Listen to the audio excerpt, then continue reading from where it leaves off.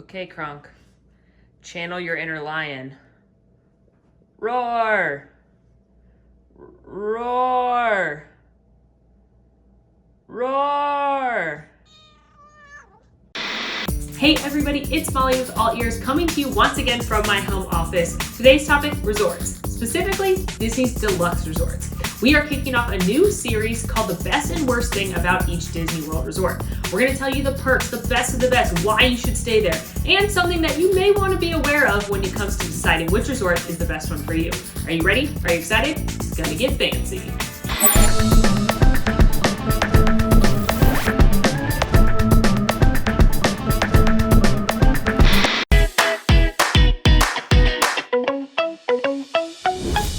First up, Disney's Animal Kingdom Lodge.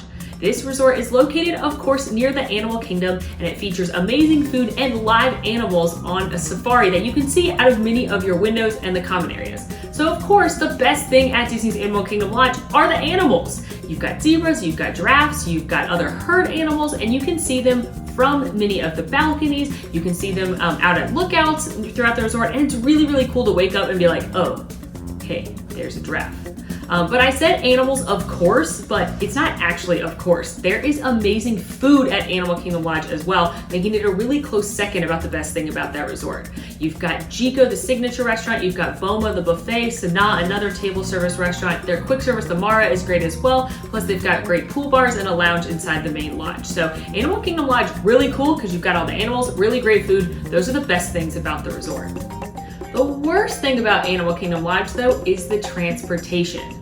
Animal Kingdom Lodge is the only deluxe resort that's only Disney complimentary transportation is the buses. All of the other deluxe resorts have a monorail, a Skyliner, or a boat that can get you at least to one of the parks or Disney Springs or somewhere else. But at Animal Kingdom Lodge, it's just the buses. And it's also far away. So at Animal Kingdom Lodge, if you want to go from there to Magic Kingdom, you need to allot a decent amount of time because it's going to take you a while to get there on the bus. And I know you might think, oh, I could just walk to Animal Kingdom, but no, you have to wait on a bus for that as well. So if transportation and saving time is a big thing for you, you may want to consider not staying at Animal Kingdom Lodge or know that you're going to want to shell out a little extra money for minivans or Ubers or Lyfts or drive yourself to the parks.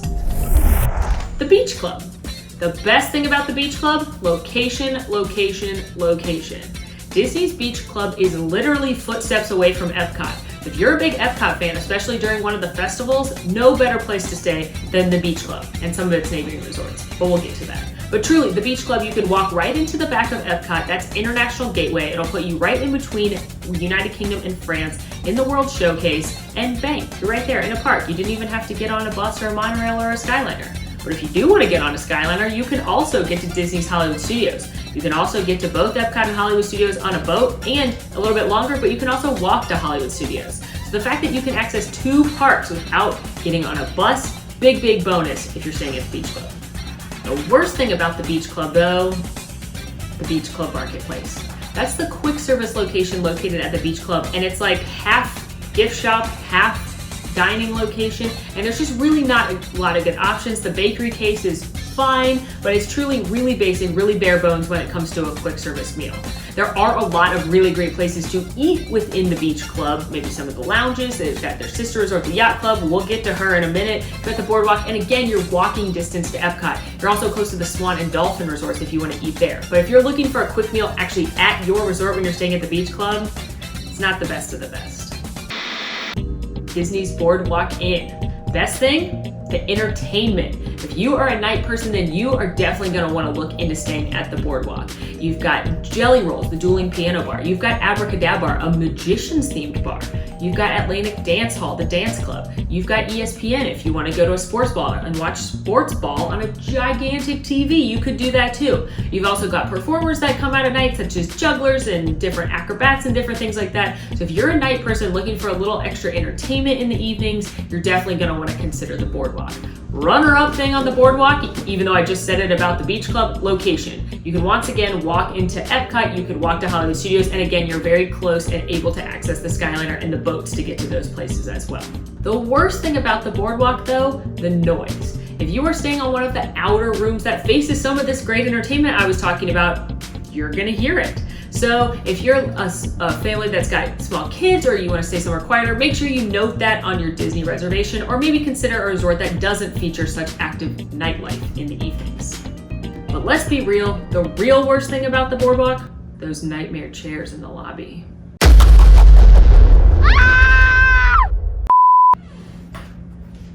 It's on. What are you doing? Interruption. The Contemporary Resort.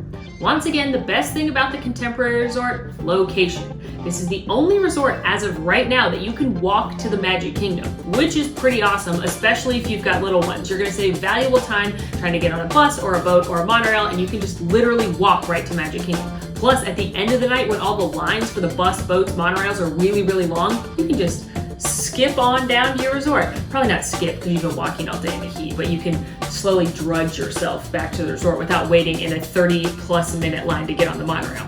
But the Contemporary Resort is on the monorail line. It's the last, Magic Kingdom's the last stop though, which is why I recommend walking, because it's gonna be like 30 minutes before you even get to Magic Kingdom from the Contemporary. But because it's on the monorail line, you can easily access Epcot via monorail as well, making it another twofer as far as transportation goes.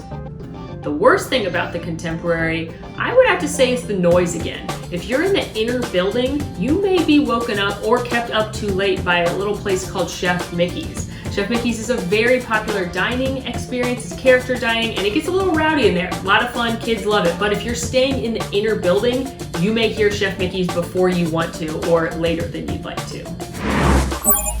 The Grand Floridian. The best thing about the Grand Floridian, just the general ambiance in my opinion. This resort is absolutely gorgeous. It smells amazing. It's got this big, beautiful chandelier. There's beautiful tile work on the ground with Disney characters hidden in it. It's absolutely lovely. And I fully recommend visiting the Grand Floridian, even if you're not staying there. And the Grand Floridian does a lot to enhance that ambiance. In the afternoons, you have a pianist play Disney music on a piano. In the evenings, you've got the band come and they'll play Disney music and classic hits, and you can get a cocktail at the Enchanted Rose Lounge and just listen to the band play When You Wish Upon a Star. It's absolutely fabulous. And at the holidays, the Grand Floridian builds a gigantic life-size gingerbread house, plops it right there in the middle of the lobby along with a gigantic Christmas tree, so the whole thing smells like Christmas, and you can actually buy gingerbread treats from the gingerbread house. So yeah, just like the general vibe and fanciness and atmosphere of the Grand Floridian is my favorite thing about it. Bonus about the Grand Floridian, it is again on the monorail line, and the Magic Kingdom is the first stop. So if you are looking for transportation, that's a great thing as well. And they are building a walkway from the Grand Floridian to the Magic Kingdom, so you'd be able to walk there as well. And then again, if you're on that monorail line, you can also easily get to Epcot via monorail, and they have boats that go to Magic Kingdom too. The worst thing about the Grand Floridian is the layout. They have several different buildings across the property, and there's no covered way to get to any of them. So if you get back from Animal Kingdom via bus and get dropped off at the lobby and it's raining, have fun, because you are going to get absolutely soaked if you're staying in one of these outer buildings. Plus it's hot, you've got luggage, or somebody's carrying your luggage. It's a lot. So the worst thing is definitely the layout, in my opinion, at the Grand Floridian. You're spending a lot of money, so the fact that you might have to get wet to get to your room, not the best. Disney's Polynesian Village Resort. This is a fan favorite. This is a lot of people's favorite resort in all of Walt Disney World, and with good reason. And there's a lot of really great things about the Polynesian. The atmosphere is incredible. Just being there is incredible. It truly immerses you in the theming. But I would have to say the best thing is the food. There is some really great food, eats, drinks, snacks to be had at the Polynesian. You've got Ohana, a very iconic restaurant that's characters in the morning, all you can eat meat and pot stickers and noodles and wings deliciousness in the evening. Connected to that, you've got the Tambu Lounge, which is a great lounge. You can get that Lapu Lapu pineapple drink in a pineapple. You've got the Kona Cafe, where you can get the iconic Tonga toast, which is like bananas shoved inside French toast that's then fried with cinnamon sugar. It's fantastic. You've got a sushi bar right there at Kona Island. Downstairs, you've got Captain Cook's, which is the quick service location. They've got my favorite pulled pork nachos, as well as some other very good quick service variations on menus, a lot of Hawaiian twists on things. You've got Trader Sam's, which is the bar themed after the Jungle Cruise. Head salesman, Trader Sam's, really fun hijinks and tropical drinks in there. And then of course, you've got Dole Whip at the Polynesian. They have a whole place where you can get Dole Whip at the Pineapple Lanai, different flavors, and I mean, what's more iconic, what's a better treat to have than a Dole Whip on vacation? So yeah, the food at the Polynesian is top notch, and you're gonna eat a lot of really delicious things. A lot of it's gonna have that fun tropical fresh fruit flavors. It's delish. The worst thing about the Polynesian, and this was very hard to decide, I had to turn to the team, but in the main building where you've got the elevators that will take you up to the main level where the dining is, as well as the monorail. Another great thing about the Polynesian, you are right there to get to the TTC, to get to Epcot. You can get to Magic Kingdom via the monorail, but there is only a few elevators, very small elevators in that main building. So if you're coming from one of the outer buildings with a wheelchair or a stroller, especially in the morning when there's a crowd to get to the parks, you could be waiting in that elevator line for a very long time. So that's not ideal. The Wilderness Lodge. This is another one of my favorite resorts. I absolutely love it. I think the lobby is absolutely stunning, and that plays into the best thing about the Wilderness Lodge. And again, that's the atmosphere. Wilderness Lodge is like the chillest of the deluxe resorts. So it's really laid back, it's really relaxing. You could have a very relaxing vacation if you wanted to when staying at the Wilderness Lodge. Again, you've got that amazing lobby with the big, tall, 6-foot stories. There's a babbling brook that starts in the lobby that actually goes down and fills the pool. There's a geyser that goes off, not really relaxing, but super awesome and nature-y. You've got Geyser Point, which is that bar and grill out on the Seven Seas Lagoon where you can sit in big comfy chairs and enjoy a delicious cocktail or a fun meal or some snacks. Yeah, Wilderness Lodge, just like the vibe, the relaxation. There's the hidden Carolwood room in the DVC part, which is a nod to Walt Disney's love of trains. They've got fireplaces going in there. They've got fireplaces in the main lobby. It's just a really relaxing and nice resort to visit and stay at and just enjoy being on vacation. The worst thing about Wilderness Lodge is the fireworks view, or lack thereof. Unlike the other Magic Kingdom resorts, the Polynesian, the Contemporary, and the Grand Floridian, which boast very good views of the fireworks, Wilderness Lodge, even though it's a Magic Kingdom resort, not quite the same. You can kind of see them from certain rooms, and you can pay more to be in a fireworks room, but it's not anywhere near what it's like if you're staying at one of those other resorts. So while you can see them, it's not really something that I would consider like a perk of staying at one of the other Magic Kingdom resorts. Yacht Club.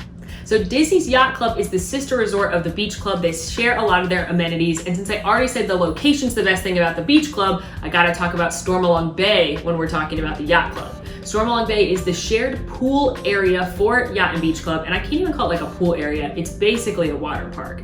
It's got a pirate ship water slide. It has a sand bottom pool. It has a lazy river. It's got Hurricane Hannah's, a delicious pool bar. It is like its own incredible complex. Definitely the best and most popular pool on property, and definitely a huge perk of staying at the Yacht Club or the Beach Club. The worst thing about the Yacht Club, same thing as the worst thing about the Beach Club, and that's the Ale and Compass quick service location.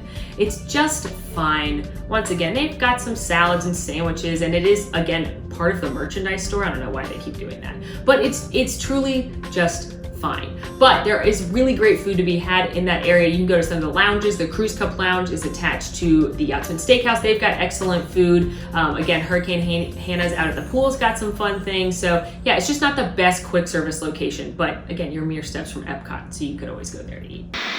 At this point, I'm also going to mention some of the Disney Vacation Club resorts. Now, almost all of the places I just talked about have a Disney Vacation Club section where they've got those villas that you can stay at. Whether you're DVC or not, anyone can stay in a DVC room as long as it's available like any other hotel room. But there are a few resorts that are designated Disney Vacation Club, meaning the style of the room is going to be that Disney Vacation Club style. But again, anyone can stay there as long as it's available.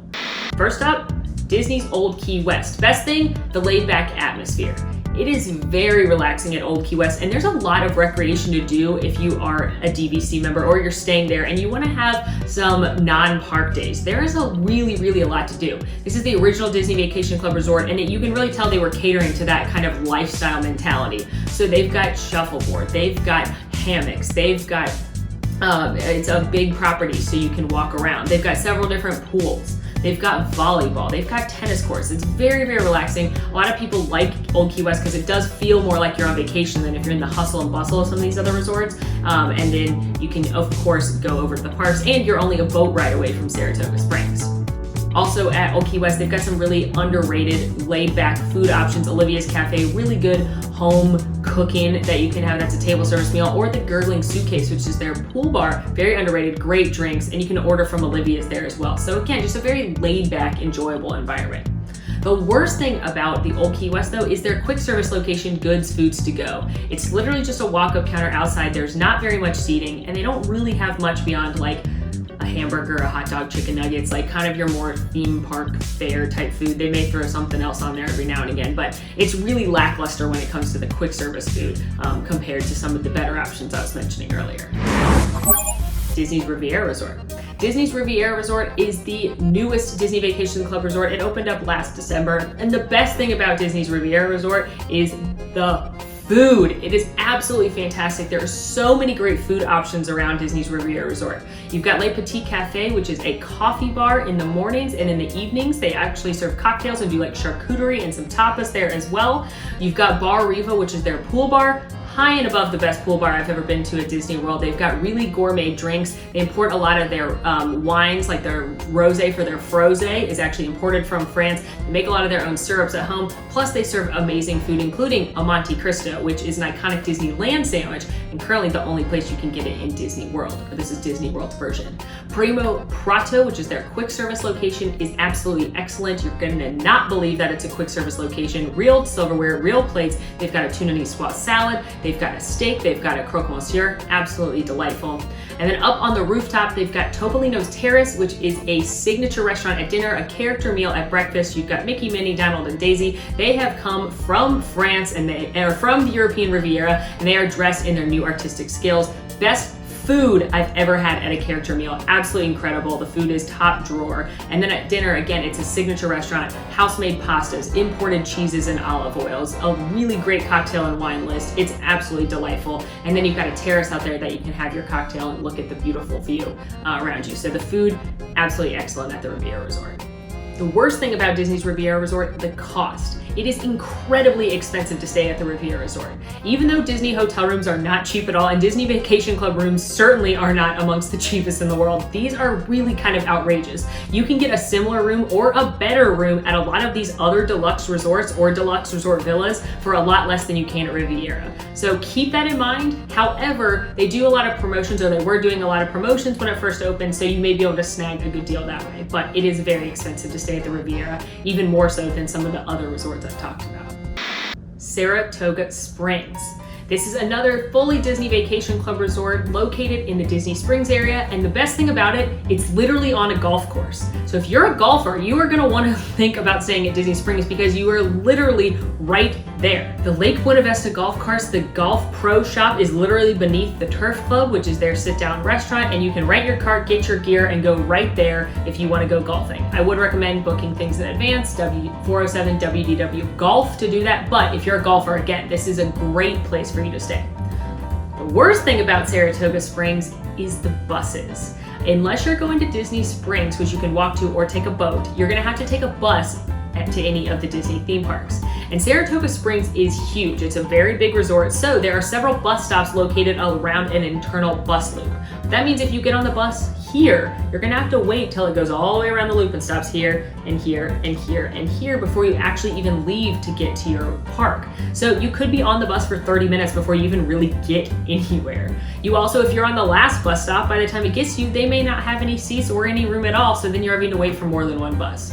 So if you are staying at Saratoga Springs, and Old Key West has this situation as well, you just want to allot enough time for the buses and maybe consider driving Uber minivan to get to the parks if you want to get there in a timely fashion.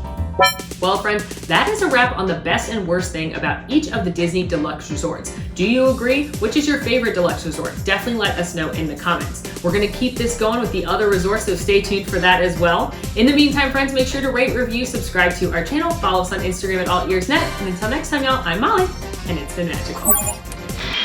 Want to see more of my videos? Click over here.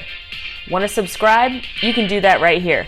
And also, ring that notification bell to make sure you get instantly notified anytime we post a new video. Thanks for following. See you real soon.